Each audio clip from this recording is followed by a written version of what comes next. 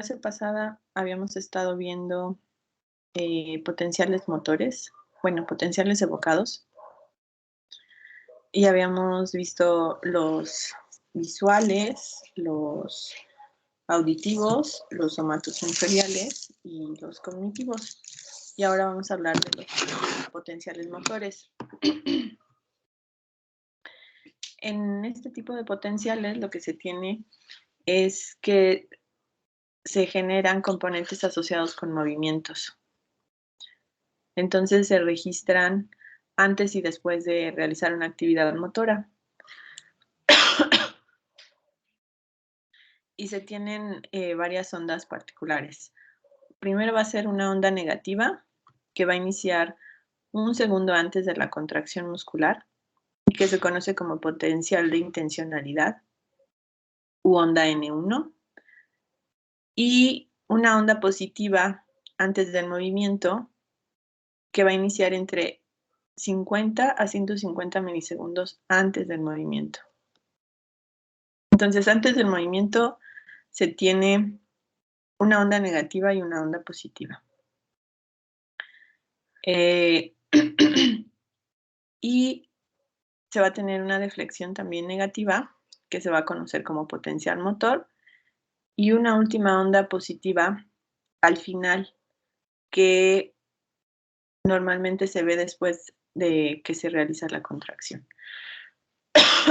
Existen otros potenciales que podrían encontrar que se conocen como potenciales vestibulares, en los que se trata de cambiar de posición la cabeza. Entonces,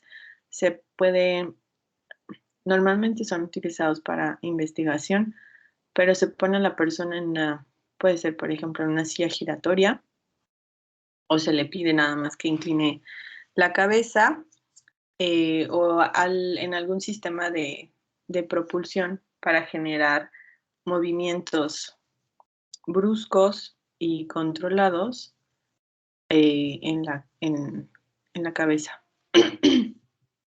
Con eso terminaríamos lo que son potenciales evocados, que es un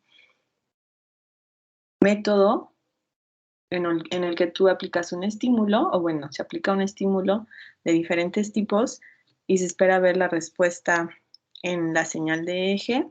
Ahí está el método particular para extraer los potenciales evocados, y lo que nos va a estar diciendo es cómo está la vía sensorial de este estímulo, como si la vía en la que viaja el estímulo hacia la región de procesamiento del cerebro funciona correctamente. Y bueno, ahora vamos a hablar un poco de métodos de análisis y procesamiento del eje, así como, por ejemplo, para la señal de MG comentábamos que algo que se utiliza mucho es la envolvente. Para la señal de eje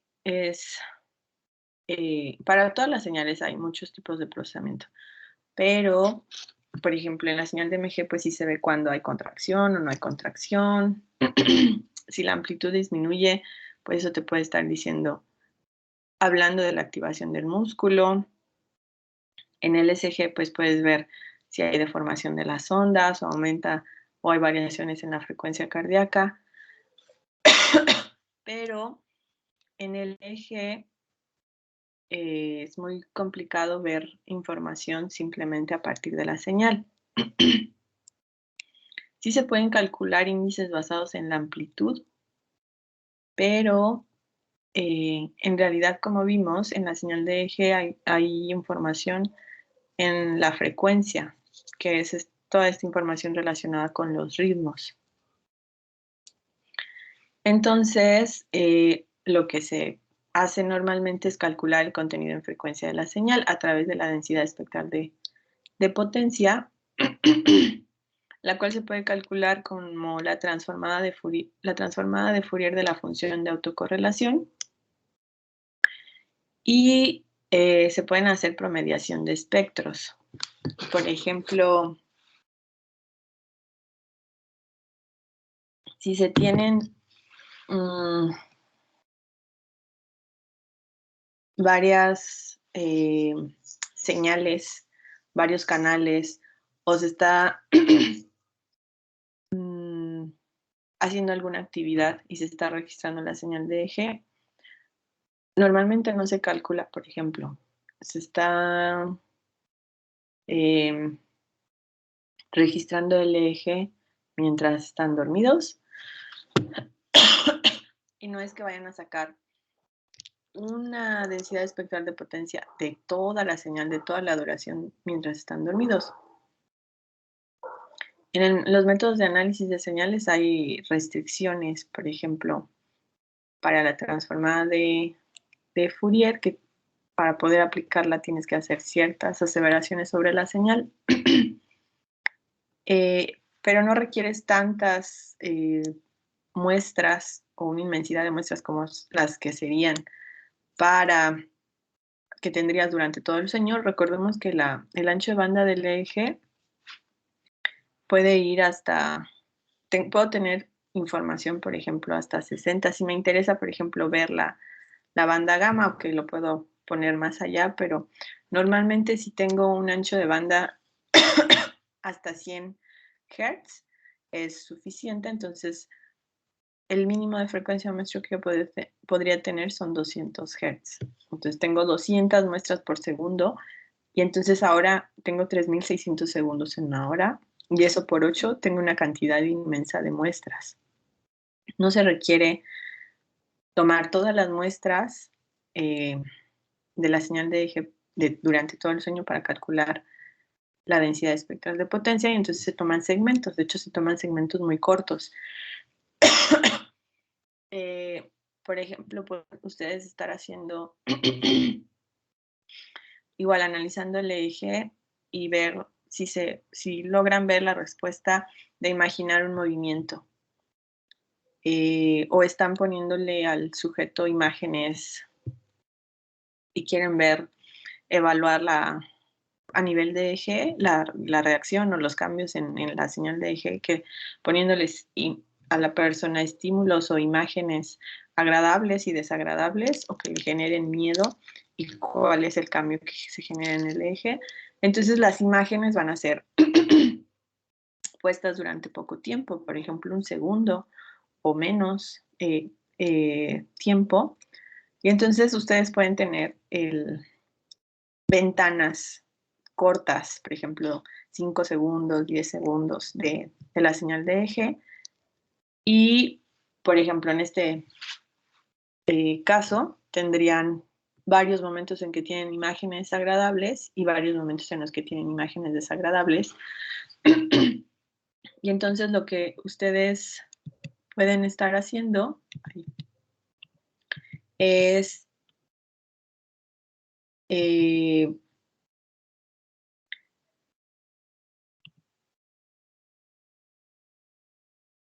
promediar esos espectros que obtuvieron, por ejemplo, para cada imagen agradable y luego promediar los que tuvieron para cada imagen desagradable.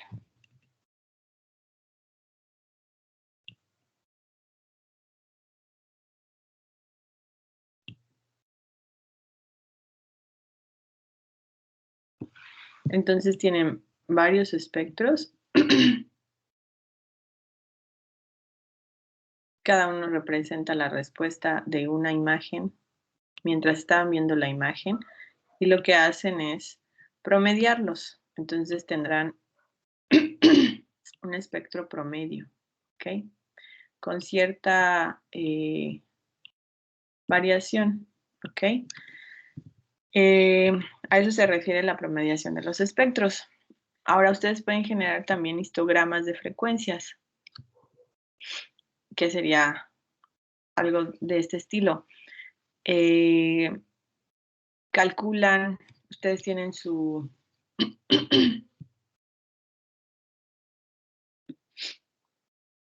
otra vez su espectro y tienen el rango de banda de todos los ritmos Y por ejemplo, si la persona estaba dormida, pues esperan que haya un pico en delta, ¿ok?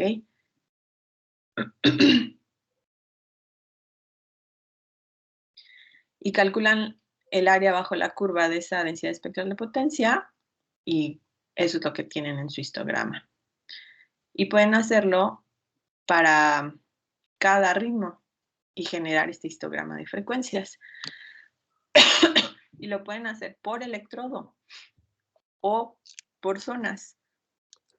Por ejemplo, aquí este ejemplo está por zonas. Tiene la parte frontal izquierda, la parte frontal derecha, frontal parietal izquierda, pero podría ser, por ejemplo, para cada canal. Y esa información ya después la tratarían de interpretar, ¿no? ¿Qué les está diciendo, por ejemplo, dependiendo de la maniobra, que en esta zona o en estos electrodos yo tenga un aumento de alfa y de teta? ¿Qué quiere decir eso? Hay otro, dentro igual de, hablando de el contenido en frecuencia de la señal, el arreglo espectral compactado, que básicamente se refiere a maniobras de larga duración y entonces lo que quieren es ver cómo evoluciona este contenido en frecuencias a lo largo del tiempo. Entonces tendrían algo así, graficado. Estos dos casos son ejemplos, pero piensen aquí lo que se está haciendo es la hiperventilación. Entonces, si recuerdan, en la hiperventilación lo que sucedía es que iba a haber un corrimiento hacia bajas frecuencias a pesar de estar despierto. Y aquí se tiene en el eje X la escala de frecuencia y aquí en el eje Y tendrían una escala de tiempo, podría ser, pero en realidad no exactamente de tiempo porque ustedes tomarían, por ejemplo, ventanas. Por ejemplo, piensen en la hiperventilación, entonces empieza a hiperventilar y lo dividíamos por minutos, entonces a lo mejor toman ventanas de 15 segundos o de 10 segundos y en cada ventana hacen un espectro. Entonces la primera ventana, este es mi espectro, en la segunda es el que sigue y así voy avanzando y cuando va terminando el periodo de hiperventilación, veo, y esta es frecuencia, aquí es donde están las bajas frecuencias, cómo aumentan los picos en bajas frecuencias.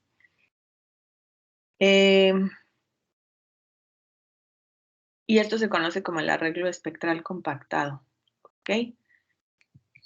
Ahí. Y hay algo que se llama también mapeo de densidad de corriente, que sería generar mapas de la información. Y pueden generarse mapas del contenido en frecuencia, pero también podrían ser mapas de amplitud. Entonces ustedes tienen, por ejemplo, esta información de en cada ritmo qué información ven y, por ejemplo, lo tienen para cada canal. En cada canal del sistema 1020 yo tengo cuánto tiene del ritmo alfa, delta, etcétera. Y lo pongo en una escala de color donde el rojo sea que hay más actividad, ¿ok? De forma que lo que yo hago después es interpolar, porque si no me quedarían puntos solamente de los electrodos. Entonces interpolo la información para que me quede un mapa, toda la región que ocupa el sistema 1020 se ilumine.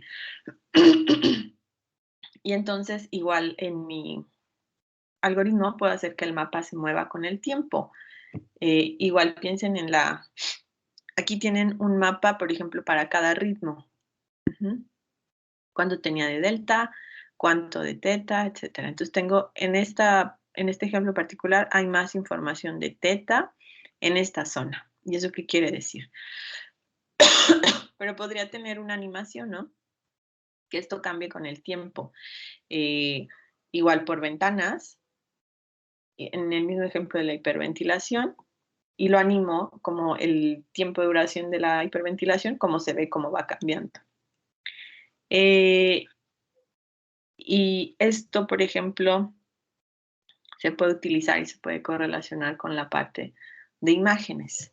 Ahora, si se dan cuenta, estamos hablando de ventanas, pero hay otras técnicas que se conocen como métodos de tiempo-frecuencia que te permiten calcular el contenido en frecuencia en cada instante de tiempo. Entonces, en vez de tener ventanas, para cada instante de tiempo yo voy a tener un espectro, un contenido en frecuencia.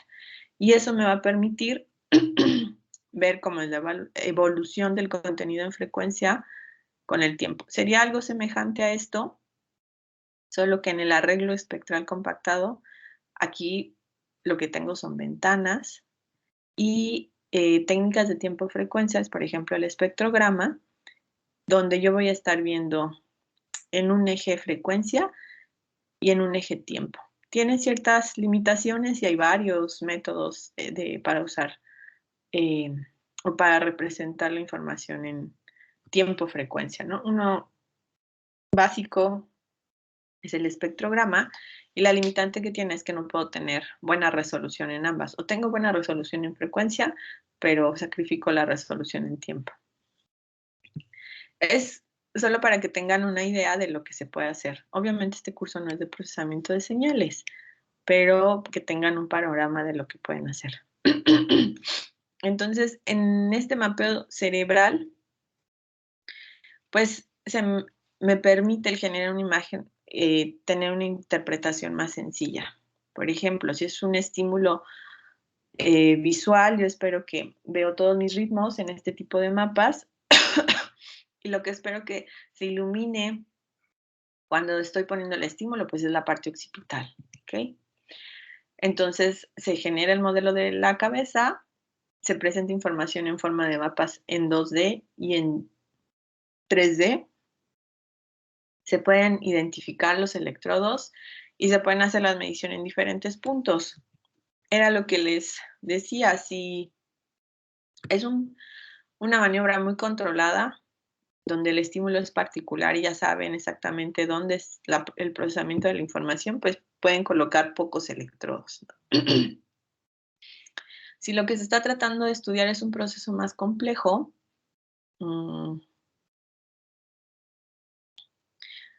por ejemplo, cuando están dormidos, porque pues está toda la parte del sueño REM, no REM, las fases del sueño, etcétera, o cuando están haciendo un examen, por ejemplo, cuando están haciendo un examen escriben, ¿ok? Entonces una zona del cerebro se activa por estar escribiendo. Están tratando de recordar cosas. Otra zona del cerebro está activándose para tratar de recordar cosas. A veces unos mientras están haciendo el examen están hablando solos. La zona del habla se tiene que activar. Ese es entonces un proceso más complejo a estar monitorizando y lo que me convendría sería tener todos mis canales y así estar viendo. Lo ideal, por ejemplo, en ese caso, en un examen, sería estar registrando las señales y estar grabando a la persona. De lo contrario, a veces no vas a poder interpretar adecuadamente porque así de pasó, ¿no? Activando esta zona, pero ¿por qué? Y a lo mejor ya con el video te das cuenta o que se está quedando dormido porque no se acordaba de nada o porque estaba, exacto, hablando solo, ¿no? Entonces ahí se generó una activación de una zona diferente. Entonces, lo que mencionábamos, para generar este mapa se genera una interpolación. Normalmente es a través de splines cúbicas, es decir, no de rectas, sino en este caso se conocen como splines, y se les asigna un código de color.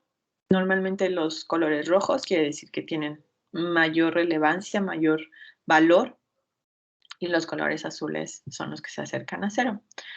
Y yo puedo tener estos mapas, como les decía, de frecuencia, densidad de corriente, por ejemplo, pero también de amplitud de la señal, de la densidad espectral de potencia o de alguna medida estadística, del valor medio, de la desviación estándar, de la varianza, etc. Y este es un ejemplo, un ejemplo de una persona de 23 años con un déficit de atención y cómo se ve su mapa de 6 a 7, de 7 a 8 y de 8 a 9 Hz, o cómo se ve un cerebro normal y un cerebro de una persona que tiene depresión. Y aquí les dicen que el verde es 0, el rojo es que está 2 desviaciones estándar de lo normal. Y esto quiere decir que más allá de 2 veces que sea estadísticamente significativo, quiere decir que hay un problema. Y como se ve aquí, una zona donde se está viendo información diferente al cerebro normal en el lóbulo frontal derecho. Y bueno, así para muchísimas aplicaciones, ¿no? Toda la parte de pues, enfermedades mentales. Es un ejemplo similar, tengo todos los ritmos y un mapa asociado. Y lo que les comentaba, pues las aplicaciones son súper variadas porque está toda la parte patológica, que hay muchísimas enfermedades mentales, pero está toda la parte normal que no conocemos cómo funciona el cerebro al 100%. Hay ideas de algunas funciones, pero no se sabe totalmente cuál es la forma de responder del cerebro a miles de estímulos, o que es toda la parte del aprendizaje, cómo se da el aprendizaje, por ejemplo, a diferentes edades. Va a ser el funcionamiento del cerebro y lo que yo mida, la señal de eje en el cerebro, va a ser diferente si yo me pongo a medir el eje de un bebé que está recibiendo miles de estímulos y está aprendiendo a gatear, a hablar, a caminar, a comer, etcétera. Va a ser diferente a un niño que ya tiene 5 años o 3 años, va a ser diferente a un niño que tiene 10, va a ser diferente a un adolescente de 15 años y va a ser diferente, por ejemplo, a una persona de 70, 60 años que yo le estoy tratando de enseñar algo. Y en esos distintos rangos de edades, lo que yo quiero evaluar es lo mismo, cómo es, por ejemplo, el proceso de aprendizaje de alguna cosa en particular. Y eso tampoco se conoce a la perfección. Entonces, no solo es de todas las señales bioeléctricas, no solo es conocer o tratar de dar información sobre patologías y con respecto a las patologías, no solo es saber que la tiene o no la tiene, que eso es relevante, obviamente. Otra parte muy importante es tratar de predecir que hay o detectar en etapas tempranas, que es generalmente lo que se busca con el procesamiento de señales, o tratar de definir las etapas de una enfermedad y con eso ayudar a guiar el tratamiento. Eh, em, y entender también la patología, ¿sí? Es decir, qué está haciendo la patología a nivel de señales, que obviamente lo tengo que asociar siempre con la parte fisiológica o con la alteración fisiológica, y está toda la parte de personas normales y el funcionamiento del cerebro normal, que eso también es ampliamente estudiado. Y no solo del cerebro, de todas las señales, también para SG y también para NG. ¿Preguntas?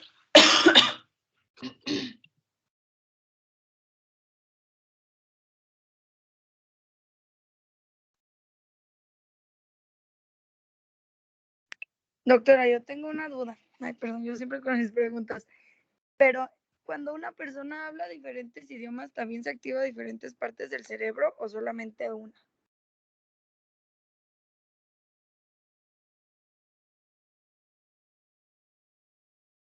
Tiene su micrófono apagado.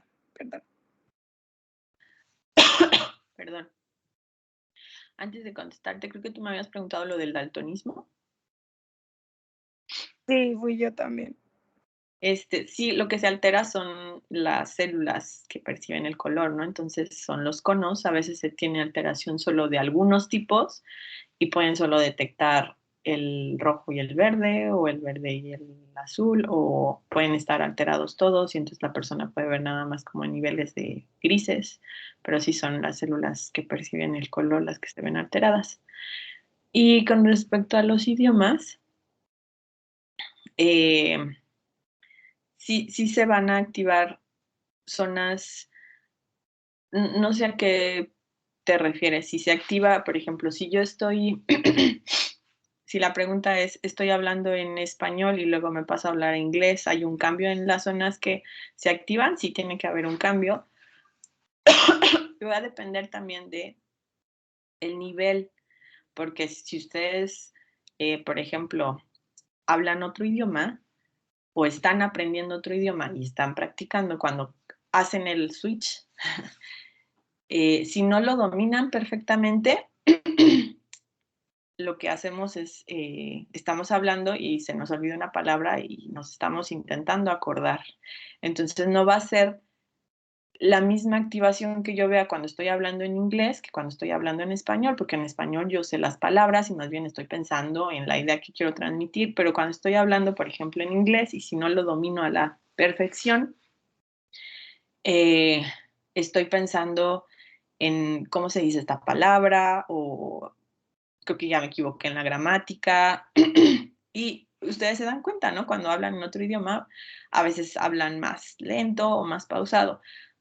Y es diferente también, por ejemplo, si son personas que hablan varios idiomas, pero a lo mejor aprendieron un segundo o un tercer idioma desde niños y entonces sí lo hablan muy bien.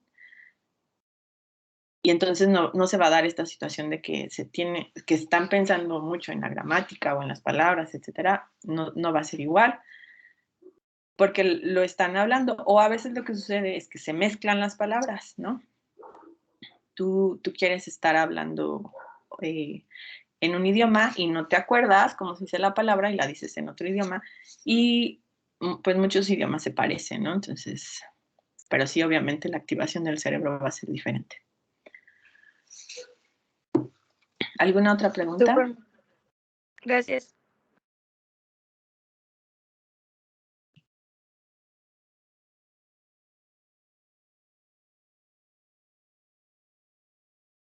¿Alguna otra pregunta, chicos? ¿No? Bueno, si no hay más preguntas, déjenme, ya les puse ahí la práctica de eje. Déjenme compartirla para decirles qué van a hacer. Bueno, además del equipo que va a tener que hacer la práctica, todos, no en equipo todos, porque no está tan difícil,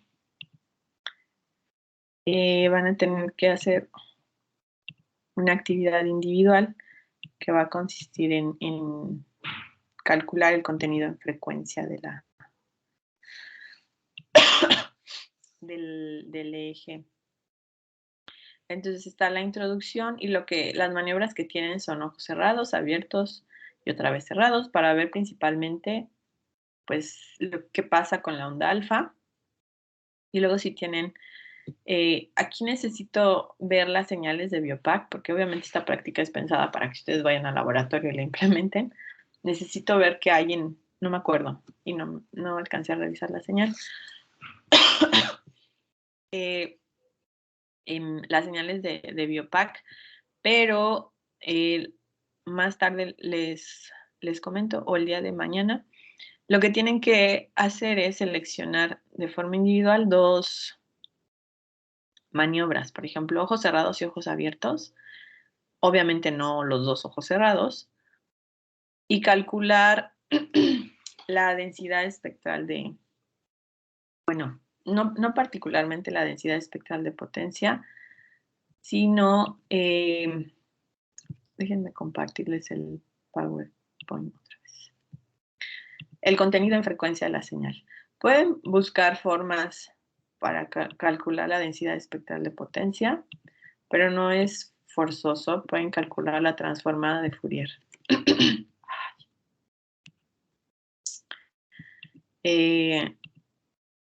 Y de las 2 maniobras, ¿ok? El objetivo es que vean, ay, sí me hace caso, que vean cómo cambia. Entonces tengo ojos cerrados y después tengo ojos abiertos. Y entonces calculo, por ejemplo, la transformada de Fourier y veo este pico, ¿ok? Y esto es, dijimos, cerrados, ¿no? Cuando tengo los ojos abiertos, esto es, piensen que va de 8 a 13 porque es el ritmo alfa. Cuando abren los ojos, ¿qué debe de pasar? ¿Aumentar o disminuir la frecuencia?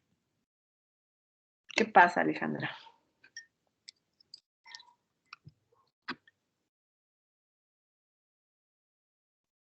Debería de aumentar. ¿En ese rango? O sea, debería de haber un pico más grande o me muevo hacia altas frecuencias. Yo creería que sería como ver un pico. ¿Se tendría que mover el pico? No te escuché bien. Sí, de que se tendría que observar un pico. Tienen que, cuando abren los ojos, acuérdense, perciben más estímulos, entonces se activan, abren los ojos y ven imágenes, y entonces toda la parte de procesamiento visual se va a empezar a activar, y entonces hay una desincronización. Entonces yo lo que esperaría ver es que probablemente este pico se mueva. Y además, bueno, aquí lo pinté muy grande, pero lo que esperaría ver es que sea un pico más pequeño, porque la actividad se está desincronizando, disminuye, ¿ok? Acuérdense, cuando tengo actividad sincronizada, la amplitud aumenta.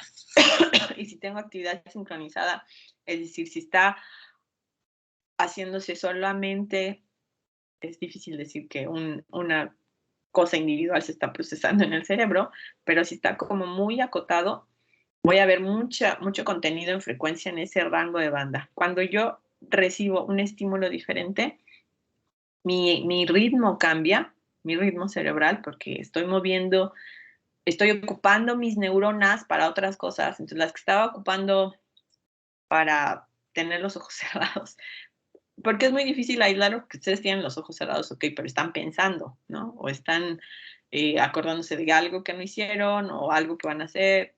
Es difícil estar como en un estado de meditación, no pensando en nada. Pero piensen que pueden ustedes lograr la meditación, no están pensando en nada y ven esa información, y cuando abren los ojos, el simple hecho de estar procesando la información visual va a hacer que otras neuronas estén haciendo otro procesamiento, o que un mismo conjunto de neuronas se ocupe de otras funciones, porque van a procesar otro tipo de información, están llegando otros estímulos, y entonces el contenido en el rango de frecuencias que ustedes van a ver activarse se va a ver disminuido. ¿Eso es claro para todos? Esta parte de sí, porque en el examen luego se equivocan mucho con esta parte de activación, sincronización. Lo importante es que les quede claro. ¿Sí es claro? ¿Sincronización es cuando hay menos impulsos y no hay cambios? ¿O es un estado de reposo, entre comillas? ¿Sincronización? Sí.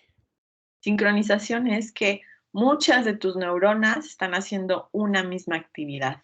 Eso es sincronizar, que es una de las de los puntos que se tienen que cumplir para que la señal de eje llegue a la superficie, ¿sí? Tiene que haber muchas neuronas haciendo la misma actividad para que generen una señal muy fuerte y pueda sobrepasar todas las barreras que tiene que pasar. Cuando ese grupo de neuronas dejan de hacer esa misma función, porque llega otro estímulo, entonces se desincronizan, ¿sí? Pero eso no quiere decir que la señal se pierde y tampoco quiere decir que, por ejemplo, estaba haciendo mis neuronas están haciendo la actividad A y luego empiezan a hacer la actividad B y que entonces toda la información que me daba en frecuencia, la actividad A va a desaparecer porque seguramente depende de que si yo sigo haciendo actividad A y actividad B, pues tengo que ver información dependiendo de las actividades, dependiendo de qué ritmos van a estimular.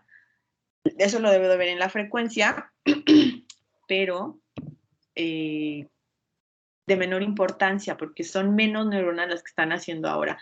Estas dos conjuntos de neuronas estaban haciendo la actividad A, y ahora las divido y la mitad hace la actividad A y la mitad hace la actividad B. Es un ejemplo, no quiere decir que se dividen a la mitad siempre, sí, es un ejemplo, para que me entiendan.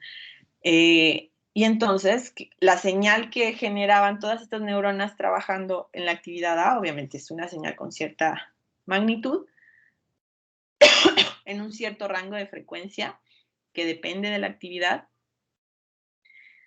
Y cuando al cerebro se le dice, ok, llega otro estímulo, entonces va a ser la actividad B, entonces es un número menor de neuronas que están haciendo cada actividad, la magnitud debe de disminuir y el rango de frecuencia va a depender de la actividad, ¿ok? Yo seguramente voy a ver si son actividades donde tienen como picos característicos o ritmos característicos, probablemente vea 2 picos, ¿no? En mi contenido en frecuencia, ¿sí? ¿Es claro? ¿Quién preguntó? Sí, maestra. ¿Sí? Sí. ¿Alguna otra pregunta?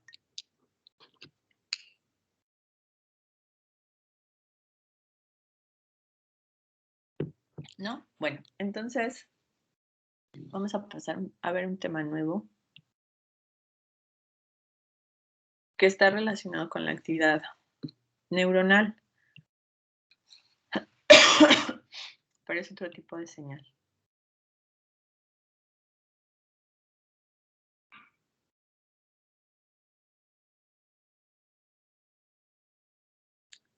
También les puse ahí en Teams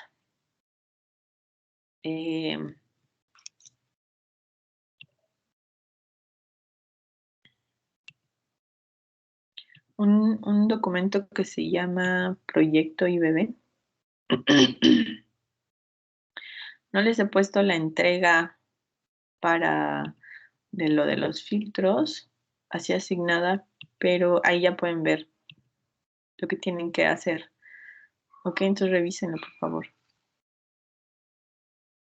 Bueno, entonces vamos a hablar ahora de magnetoencefalografía,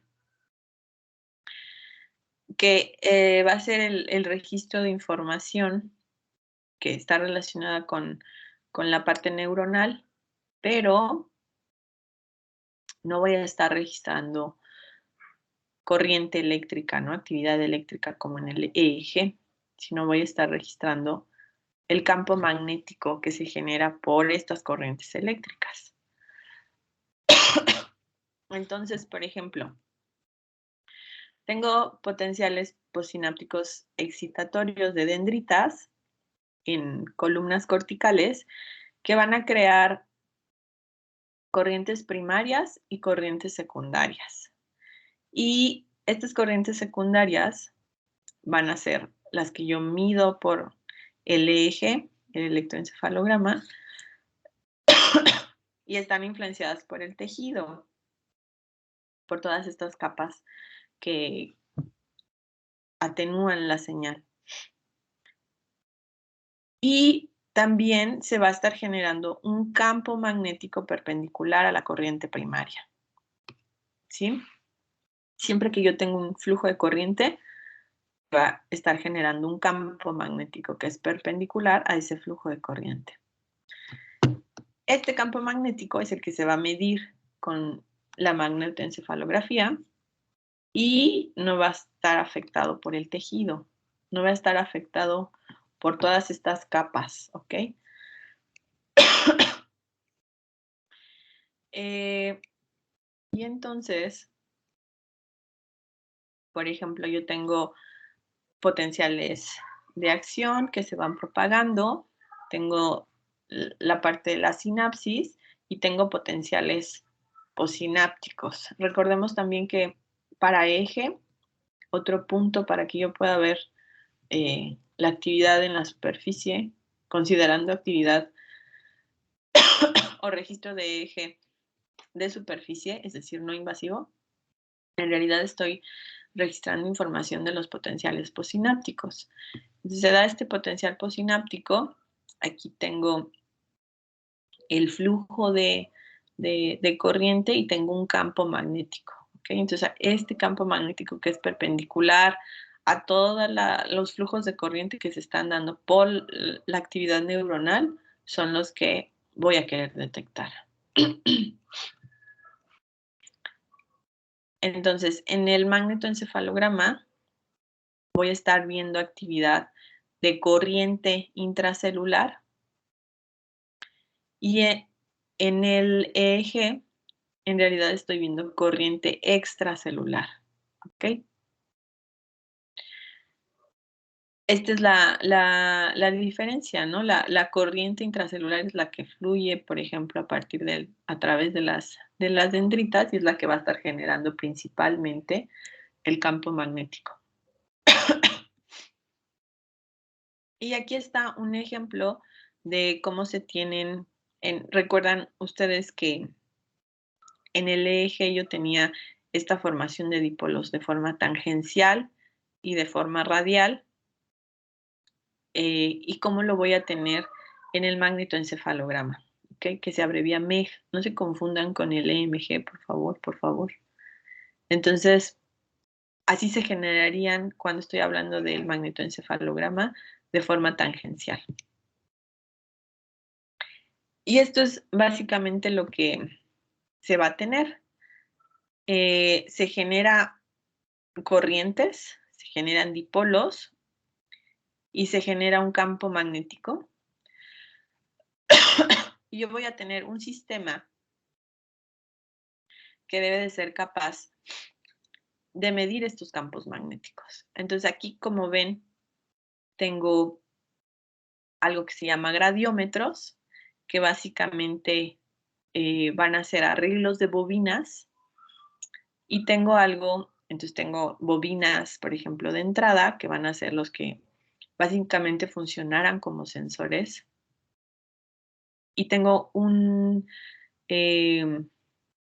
dispositivo que se llama SQUID, que me va a servir o va a ser fundamental para medir estos campos magnéticos. Entonces, el magnetoencefalograma va a registrar este gradiente de inducción magnética. Entonces, lo que decimos es siempre que yo voy a tener un campo magnético que es perpendicular al flujo de corriente. Particularmente, y obedece la regla de la mano derecha, particularmente el magnetoencefalograma va a tener mejor resolución espacial que el EEG. Y no voy a necesitar una referencia, ¿sí? Así como en el EEG que tengo un electrodo de referencia, en el magnetoencefalograma no lo requiero. Y pues algo relacionado con el campo magnético o para medir el campo magnético, pues es la ley de Biot-Savart, donde en esta ley que lo que quiero es medir cómo varía este campo magnético, pues tengo involucrada la parte de la amplitud de la fuente, que va a ser I, DL va a ser el tamaño de la fuente, Nu va a ser una constante magnética, Nu 0, y tengo estos valores de R, ¿ok? Entonces, R va a ser la localización del sensor y R gorrito va a ser la localización de la fuente. Y es la ley que me establece cómo se relaciona la fuente, la localización de la fuente, la amplitud de la fuente con el campo magnético que yo quiero medir. Y entonces, ¿cómo mido este campo magnético? Se utilizan primero transformadores de flujo, ¿ok? Entonces, estos transformadores de flujo lo que van a hacer es amplificar este campo magnético, y el campo magnético va a estar medido por squirts. Entonces, ¿qué son los squirts? Los primeros magnetoencefalogramas estaban basados en millones de bobinas en el año 1968.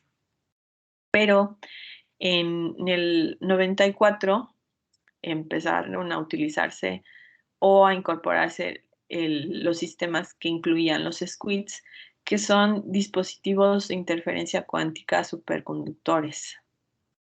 Lo que básicamente son magnetómetros que sirven para medir campos magnéticos muy, muy pequeños.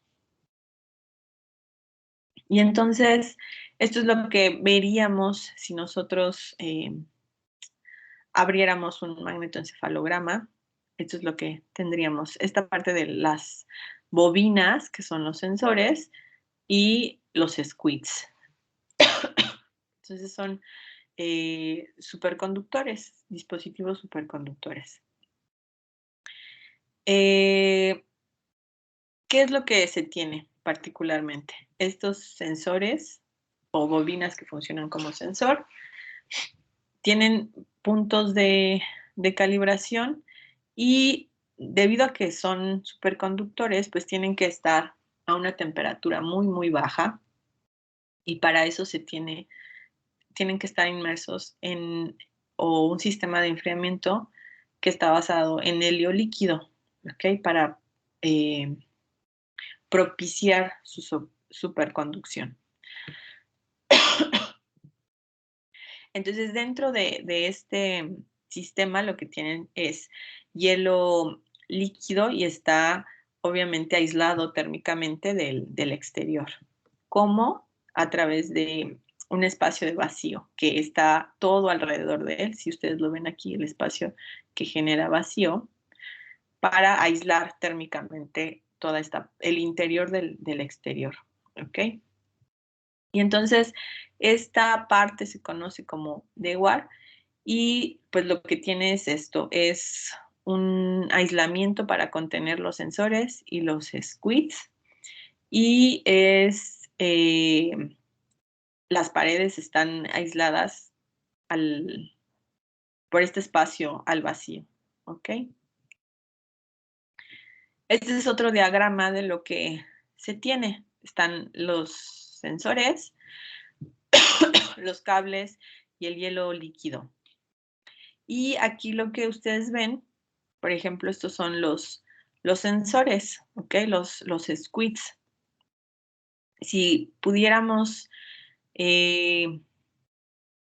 ver qué hay adentro de los squirts, veríamos que en realidad son lazos superconductores que tienen una unión de Josephson.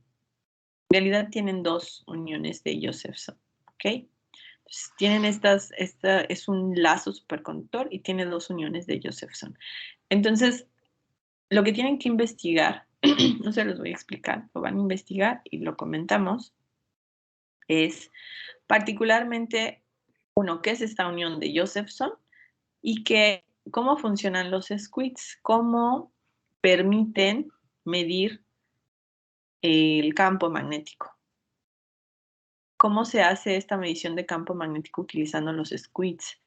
Mido corriente, mido voltaje o mido el campo magnético y eso lo traduzco en corriente o voltaje. ¿Qué exactamente hacen los squeeze? Entonces eso hay que investigarlo. ¿Ok?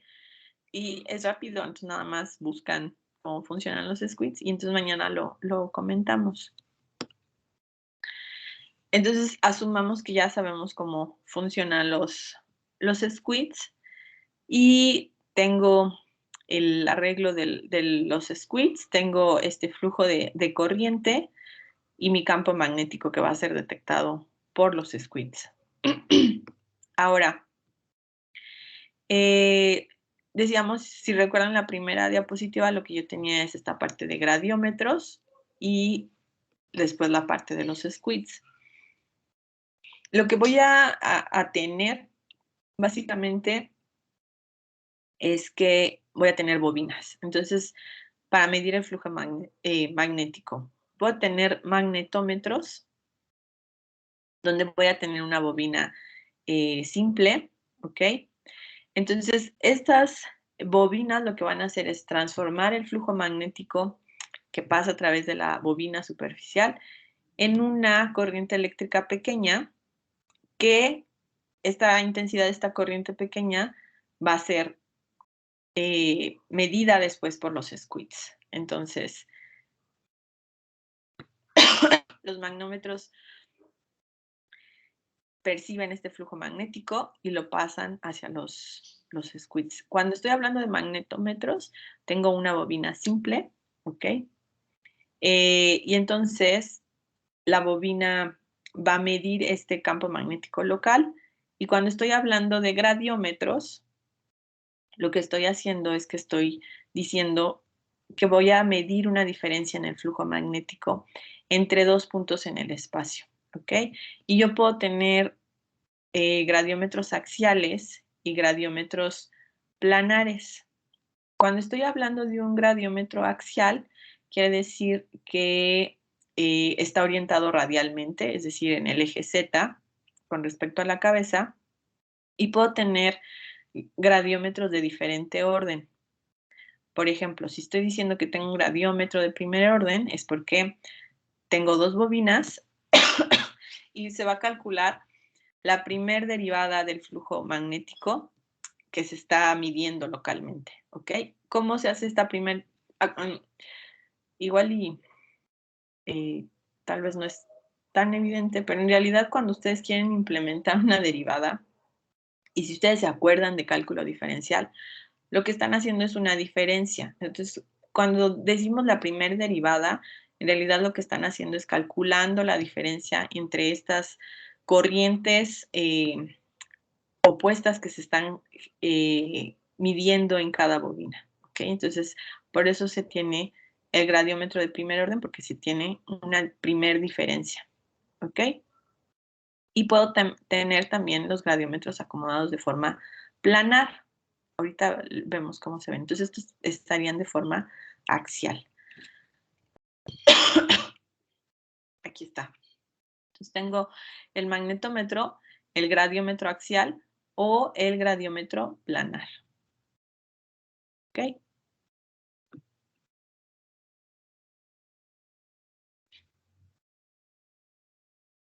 Y vamos a ver que dependiendo del tipo de bobina o arreglo de bobina que esté usando, pues voy a tener diferentes características. Este sería cómo se comporta la sensibilidad para un magnetómetro, para un gradiómetro axial y para un gradiómetro planar. Debido a que el gradiómetro axial está haciendo una diferencia en este plano, lo que va a suceder es que va a favorecer a eliminar el ruido del ambiente, ¿ok? Y se va a tener este comportamiento en la sensibilidad, donde esta línea negra, entre más se aleja, quiere decir que estoy más distante de la fuente del campo magnético. ¿Ok? Entonces, la ventaja de usar gradiómetros axiales es que su acomodo y la diferencia entre el flujo magnético que se está midiendo es suprimir el ruido del ambiente. Y aquí se tiene, por ejemplo, lo que se mide con 2 electrodos o con 3 electrodos. Y lo que se ve, por ejemplo, con un gradiómetro axial y con un gradiómetro planar. ¿Ok? Normalmente, obviamente, cuando se registran EEG de forma no invasiva, pues se podría pensar que se detecta una región mayor, que es la parte, por ejemplo, si hacen un registro unipolar donde tienen un electrodo activo y su referencia, o tienen un activo, o bueno, el más y el menos, donde hacen la diferencia y su referencia, ¿ok? Que es cuando considerarían que tienen 3 electrodos. Pero en realidad, por ejemplo, cuando tienen 2 electrodos, eso sería equivalente a cuando están utilizando un gradiómetro planar. Digamos que son a la par efectivos en el sentido de que están viendo actividad de una región similar, ¿ok? Mientras que cuando ustedes tienen la configuración de 3 electrodos, obviamente mejoran la localización de la actividad. Ahora, ¿qué pasa con la comparación entre, por ejemplo, el magnetoencefalograma y otras técnicas que yo tengo que me dan información en espacio y en tiempo? ¿Ok? Es decir, por ejemplo, yo tengo un conjunto de técnicas de imagen, de obtención de imagen, que me dan información sobre anatómica, ¿sí? Y puedo también tener información funcional. No sé si eso ya llegaron a ese tema. Todavía no lo ven. ¿En qué van en imágenes?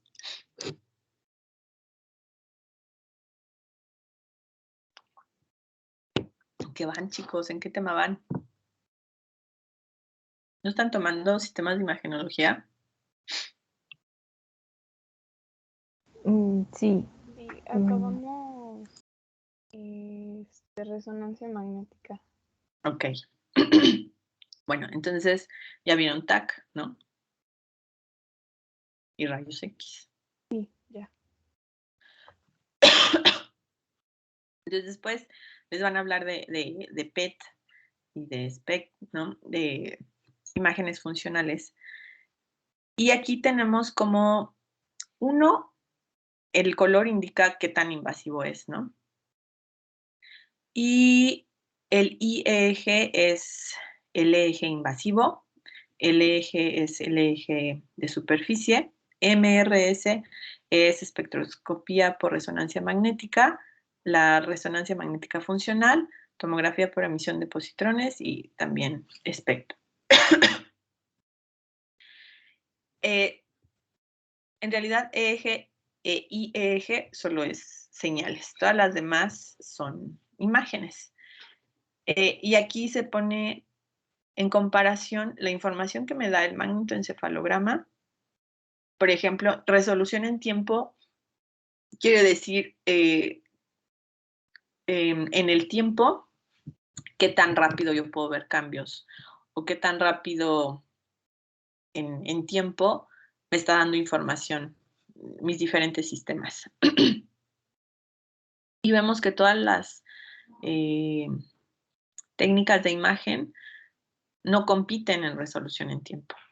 ¿Okay? Tengo una muy buena resolución en tiempo con EEG y con el magnetoencefalograma. Mientras que ahora resolución espacial, que tan bueno es localizando que puede haber, por ejemplo, cambios, que alguna zona me está generando cambios y qué tan específica puede ser esa detección de esa zona. Ahora, hablando de resolución espacial, las técnicas de imagen pues son muy buenas, ¿sí? Unas más que otras, y algunas están a la par del magnetoencefalograma, ¿no? Como el PET o la resonancia magnética funcional. Pero, si se dan cuenta, en resolución espacial, quien pierde es el EEG. ¿Por qué? Lo que decíamos, cuando estoy detectando actividad eléctrica del cerebro a nivel de superficie, decíamos, ¿no? Tiene que haber actividad sincronizada y tiene que ser actividad de una zona muy grande para que, o muchas neuronas para que logre pasar hasta la superficie. Entonces, en resolución espacial, el EEG no le compite ni a las imágenes ni al MEG. Pero el EEG invasivo le compite muy bien tanto en resolución espacial como en resolución en tiempo. ¿Cuál es la gran desventaja de uno y otro? El MEG, el magnetoencefalograma, está en color azul, es decir, no es invasivo. Ahorita vemos imágenes de cómo se ve el equipo.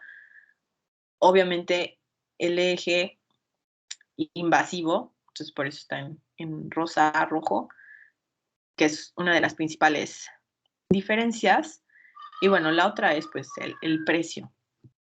Entonces, el magnetoencefalograma va a tener muy buena resolución espacial y temporal. Ahora, ¿qué pasa con respecto a los niveles o las magnitudes de los campos magnéticos? Aquí están algunos ejemplos medidos en femtoteslas. Por ejemplo, la resonancia magnética que campos magnéticos puede tener. El ruido del ambiente de una ciudad, por ejemplo. El corazón, qué nivel de campo magnético genera, el músculo esquelético. Y, por ejemplo,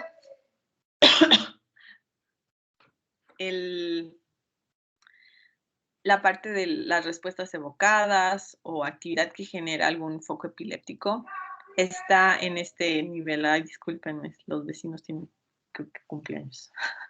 Y qué nivel de campos magnéticos de magnitud tienen o pueden detectar los squids, ¿no? ¿Qué nivel de ruido pueden detectar los squids? Entonces, los squids son capaces de detectar campos magnéticos muy, muy, muy pequeños. Obviamente, donde está el magnetoencefalograma, pues tiene que estar aislado de campos magnéticos, ¿no? Porque si no va a percibir todos los demás campos magnéticos que existen. De forma que necesita cuartos blindados magnéticamente. Y a pesar de que utiliza cuartos blindados, es decir, tendría que utilizarse esta parte de blindaje, ¿de qué otra forma se puede eliminar el ruido? Con la formación de gradientes, es decir, de diferencias que pueden ser llevadas a cabo por hardware, que era lo que decíamos, por ejemplo, con los gradiómetros axiales, o por software, y también, por ejemplo, algunas técnicas de filtrado adaptable que serían a nivel de algoritmos, ¿no? A nivel de software. Entonces, ventajas del magnetoencefalograma, pues su muy buena resolución espacial y temporal. Temporal es del orden de los milisegundos, que aquí lo veíamos, y espacial también es del orden de los milímetros, pocos milímetros. Va a medir de igual forma la función cerebral y además puede ser capaz de capturar, por ejemplo, picos epilépticos y se puede adaptar también para monitorizar funciones sensoriales, funciones motoras, lenguaje, de memoria, todo el tipo de actividad que se procesa a nivel cerebral.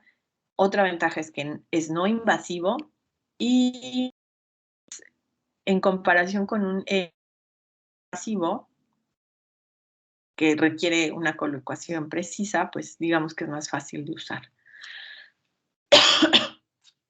Estas son las imágenes de cómo sería un magnetoencefalograma. Entonces, todo esto es lo que se le llama DWAR, que es lo que va a estar aislado térmicamente, y aquí adentro están las bobinas y luego los squids. Y esto es lo que, si lo desarmáramos y viéramos como su primera capa, este es el arreglo que tendríamos. Entonces, normalmente algunos pueden tener hasta 150 gradiómetros. Pueden tener también a la par, estar registrando canal de eje, y pueden tener hasta 72 canales de eje. Y adicionalmente, por ejemplo, tienen canales analógico digitales o canales simplemente de entrada o de salida digitales. ¿Ok? Pero lo importante a remarcar aquí es que pueden tener, por ejemplo, hasta 150 gradiómetros. Y bueno, aquí lo que tenemos es cómo se ve el campo magnético registrado, por ejemplo, en cada uno de estos gradiómetros, y esta información igual yo la puedo mapear. Si le hiciera yo zoom, vería algo de este estilo, y aquí está un ejemplo de un pico epiléptico, y dado que tienen una ubicación particular, pues yo puedo mapear esta señal a qué región corresponde, y de esa forma, en combinación, por ejemplo, el magnetoencefalograma con resonancia magnética para ver la parte anatómica, ubicar dónde está el foco epiléptico. Porque en realidad esto es lo que ustedes tienen, ¿no? Tienen este arreglo de sensores, y cada uno va a estar registrando una señal, ¿ok? Y entonces pueden ubicar anatómicamente el tipo de señal, a qué región anatómica corresponde, y luego si eso lo combinan con imagen anatómica, como la resonancia magnética, ubicar particularmente la zona, y igual otra vez generar un mapa, por ejemplo, ¿no? Que aquí nos está hablando de un foco epiléptico, pero si estoy hablando de un otro tipo de proceso, pues iluminar las zonas que se activan. Aquí está un diagrama donde se tiene que en realidad se mide esta corriente posináptica, genera un campo magnético, es lo que se mide, y pueden tener, por ejemplo, diferentes fuentes de ruido, que por ejemplo va a ser tejido eléctricamente activo, el ruido del ambiente, el ruido que genera también la parte térmica del squid, y ya vimos que puede, este tipo de ruidos, por ejemplo, si es del squid, pues sí tendría que ayudarse, por ejemplo, por software, pero toda la parte de ruido de ambiente, está toda esta parte que tienen que estar en cuartos blindados. Entonces, se registra el campo magnético, se registra el campo magnético a través de los squids, y se puede tener información a través de generar, por ejemplo, filtrados en el dominio de la frecuencia y en el dominio espacial para generar la adquisición de datos y desplegarlo. Pero para desplegar esta información, por ejemplo, y ubicarlo en información espacial, yo puedo tener métodos de estimación de fuente, que estos métodos matemáticos, por ejemplo, hay uno que se llama análisis de componentes independientes, y si ustedes buscan análisis de componentes independientes, lo que les va a salir El ejemplo clásico es mucha gente hablando y ustedes quieren ubicar a una persona particularmente que está diciendo algo. Es decir, quieren ubicar la fuente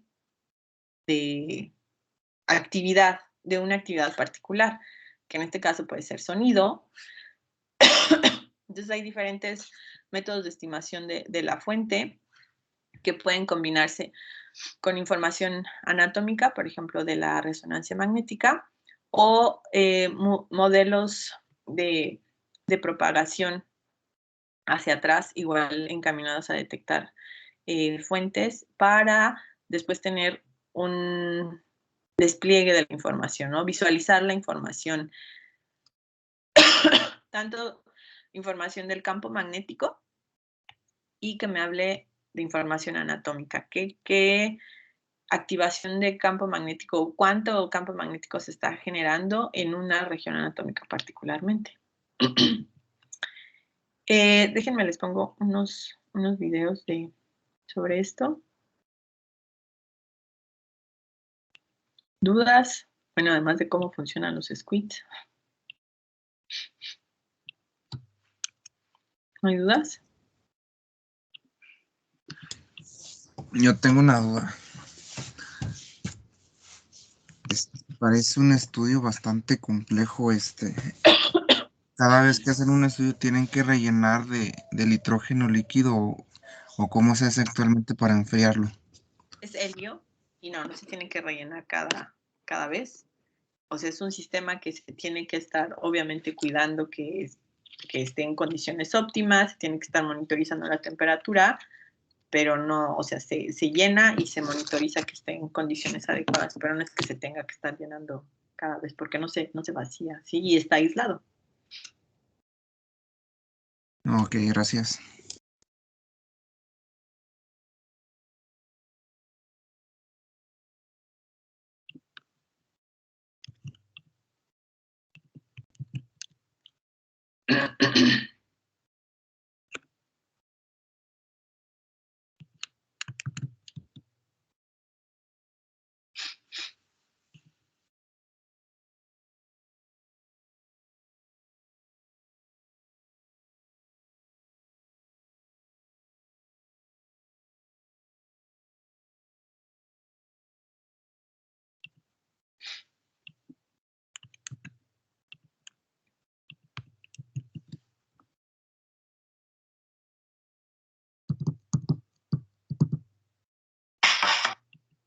Make every exam your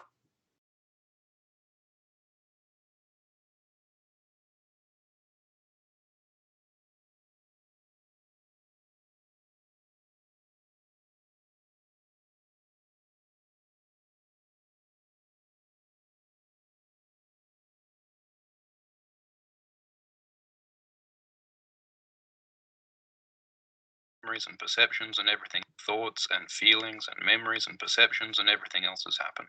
So it would be great to know how it works.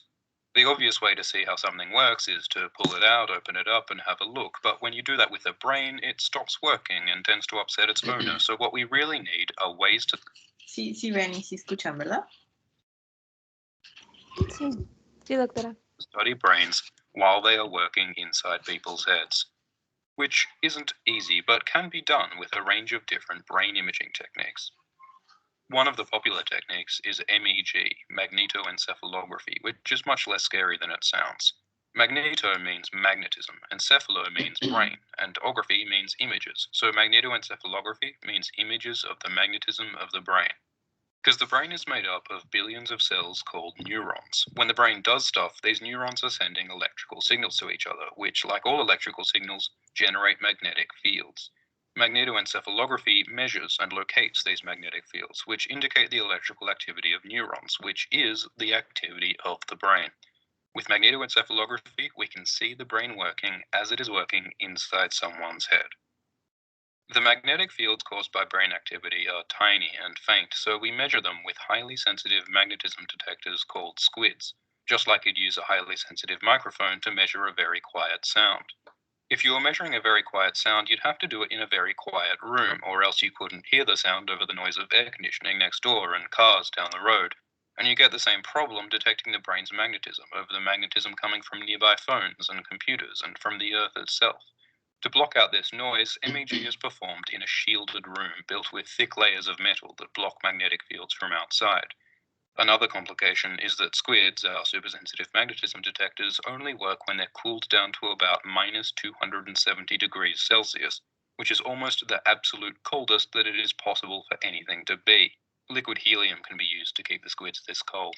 The squids are then arranged in a sort of a helmet, with a few hundred of the detectors held right up close to the head. Some specialized systems have smaller helmets to better fit children. The squids do need to be close because they only detect brain activity a few centimeters into the brain, and even then only some kinds of brain activity. But overall, MEG is still a pretty great brain imaging technique, partly because the process is so easy. The subject just sticks their head in the helmet, lies very still, and a detailed record is made of their brain activity. It's non-invasive, meaning we don't have to cut anyone open or inject anything or expose anyone to radiation, which a lot of the other techniques do involve. It also has really good spatial and temporal resolution, meaning it captures a lot of detail and can do so thousands of times per second, so we can see changes in brain activity moment by moment. Techniques like EEG have less detail, and MRI can only take an image every second or two. It's important to keep in mind, though, that MEG doesn't show the physical structure of the brain, just its activity, so MEG scans are often combined with MRI scans and see both together. But yeah, MEG has a lot of advantages as a brain imaging technique, and because of these advantages, it's widely used in research and diagnosis, where it can show which bits of the brain are active when people do different things, and which parts of the brain aren't working in patients. Some of the really cool things you can do with MEG include brain-computer interfaces, where a computer can monitor and respond to brain activity. In one study, a computer was set up to move a cursor on a screen when a particular kind of brain activity was detected by MEG. Stroke victims who couldn't move their hands learned to produce that kind of brain activity. They were able to move the cursor with their minds. When the computer was connected to a mechanical hand, the stroke victim could open and close the hand with their brain activity. Similar stuff has been done with monkeys controlling robotic arms. With this kind of technology, we can potentially restore movement to people who can't move and communication to people who can't speak. We can even work out what people are seeing and thinking by measuring their brain activity. Much of this research involves implants in the brain rather than MEG, but it's great when MEG can be used because it's so easy and non-invasive. But yeah, the point is that technologies like MEG are taking us closer and closer to Luke Skywalker robot hands and mind reading. In summary, magnetoencephalography works by using supersensitive magnetism detectors called squids to measure and locate the electrical activity of the brain. You've got to do it in a shielded room and with special cooling, but it's relatively easy to do and has great spatial and temporal resolution. Thanks for watching. Subscribe for more quick, clear explanations and analysis on stuff like Game of Thrones. Cheers. Bueno, de las cosas importantes que ahí mencionaron, bueno, les mencionaron la temperatura y, por ejemplo, las ventajas, ¿no? Que no necesitan inyectar nada por la cuestión Make every exam. por ejemplo, cuando vean imagen funcional, pues se utilizan medios de contraste y tampoco es expuesto a radiación. Ahora, la gran, tal vez, desventaja, pues es que es un equipo gigantesco, pero ya hay investigaciones que están tratando de hacer magnetoencefalogramas portátiles para poder hacer toda esta cuestión. Por ejemplo, lo que mencionaban de interfaz cerebro-computadora, que se utiliza mucho la señal de eje y se tienen sensores implantados de eje, que eso ya lo comentamos, pues tener un sistema de magnetoencefalograma que te esté monitorizando el campo magnético. Entonces, eso está en investigación, en desarrollo. Estaba buscando un video para que vieran un equipo, pero no me deja accesar a la página. Déjenme volver a buscar.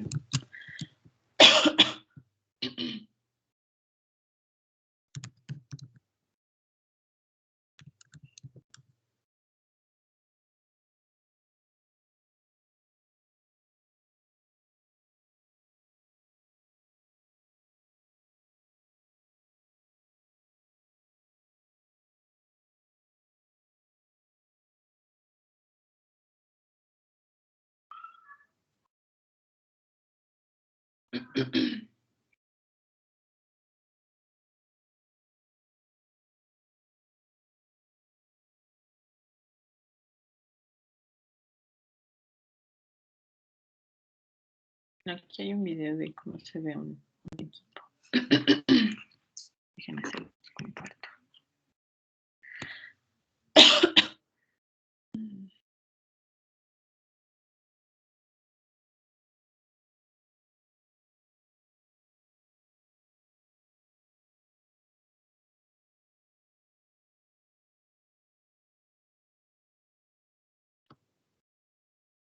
Brain waves and figuring out what part of the brain they are coming from. You may know about electroencephalography or EEG, or perhaps you have had an EEG test done. EEG is carried out by pasting metal electrodes on the scalp, and it records much of the same brain activity that MEG does by sensing the electrical currents generated by the brain cells. The difference is that MEG picks up the brain activity by sensing the tiny magnetic fields that are generated when electrical currents move through the brain. Therefore, the brain waves are detected by hundreds of tiny little coils that line the inside of a specially designed helmet. EEG, using 20 to 30 electrodes attached to the scalp, is also recorded simultaneously with the MEG signals. MEG is capable of recording brainwave activity with a higher resolution than scalp EEG for two reasons. First, within the special helmet are 306 magnetic sensors, more than 10 times the number of EEG electrodes ordinarily applied. Secondly, MEG signals are unaffected by the layers in the head that they must pass through in order to reach the outside surface. EEG signals are markedly distorted, reduced, and smeared out by the layers of fluid, skull, and scalp that separate the brain activity from the surface. Not so for MEG signals. Because of these two advantages, it is possible to more accurately locate the precise location of any activity recorded during the MEG test. This improved source localization, as we call it, is especially important in the case of abnormal brainwave activities, such as those that occur in patients with epilepsy, because we do not know in advance where these abnormal discharges arise from. Like EEG, MEG can record both normal and abnormal brain signals. You will lie comfortably on a bed for about an hour while we record the MEG signals from your brain. If there are any abnormal signals that occur during the MEG recording, the processing that is done during the analysis phase after you leave the MEG lab will be able to identify what part of the brain is responsible for creating those abnormal signals. It is often useful to record the brain's MEG response to normal tasks, such as listening to sounds or words, viewing items or patterns on the screen, feeling a sensation in your arms or legs. That way, that part of your brain that helps you normally perceive your environment can be identified, and it can be compared with any of the parts of your brain that are not functioning normally. The MEG examination is carried out in a shielded room in order to prevent outside interference from contaminating the measurement of your brain's MEG signal. Inside the room, the MEG machine consists of a special magnetic listening device, which can measure you either lying down or in a chair. The device emits no energy of any kind, no magnetic fields, no X-rays, no radiation, and no electricity. You simply lie down, position your head into the MEG helmet, which is an upside-down bowl, sort of like the large hair dryers that they have at salons, and you try to stay as still as you can. That is all there is to it. Most patients find it is so peaceful that they actually fall asleep. In preparation for the MEG, we first attach a number of EEG and other tiny sensors to your head in exactly the manner that EEG electrodes are normally attached. Next, we measure your head and the position of several of the attached sensors with a kind of computerized magic wand, as seen here. Before you go into the shielded room, we make sure that you do not have any magnetization on or in your body, so that only the brain's magnetic field will be measured. Therefore, any metallic items, such as jewelry, clothing with snaps or buckles, bras with metal wires, eyeglasses, etc., will have to be removed. While you are in the shielded room alone, or with a parent and caregiver for those who need some reassurance or comforting, we will be in constant communication with you by intercom, and we can see you on a TV monitor at all times. We constantly check your position in the MEG machine, that is, how far into the upside down bowl you actually are, to ensure that you're getting a good recording. Most patients simply remain still and end up drifting off to sleep during the quiet part of the recording. For many patients, there will also be a short, active part of the recording where you will be asked to listen to earphones or to feel a stimulus. At the conclusion of the recording, you will come out of the shielded room and change back into your regular clothes. We will remove the extra sensors that were attached to your head, and you are all finished. After you leave the MEG laboratory, there will be many hours spent analyzing your MEG recordings. For epilepsy patients, the results can be used to guide surgery, either by indicating the location of abnormal brain tissue that should be removed in order to eliminate seizures, or by suggesting the locations inside your head where intracranial electrodes, such as subdural grids or stereo EEG electrodes, would be best positioned to record important information. For patients with other disorders, the MEG may be used to pinpoint the location of important normal functions in order to tell the surgeon where not to remove brain tissue. If you have any questions or concern about your upcoming MEG exam, please feel... ¿Cuántos sensores dijo que tenía el equipo? Como 360. 360. Sí, todos echaron 360.